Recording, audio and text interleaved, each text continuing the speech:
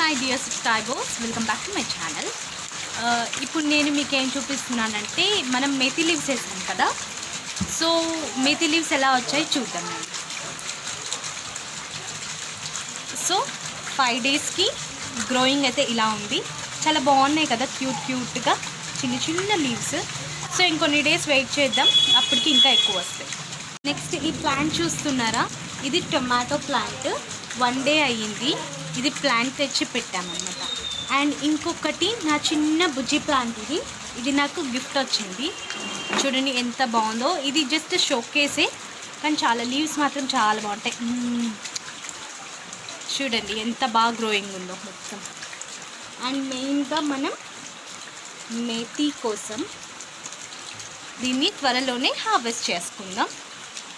ఇప్పటికైతే ఇలా ఉంది, ఇంకొంచెం గ్రో అయినాక చూద్దాం.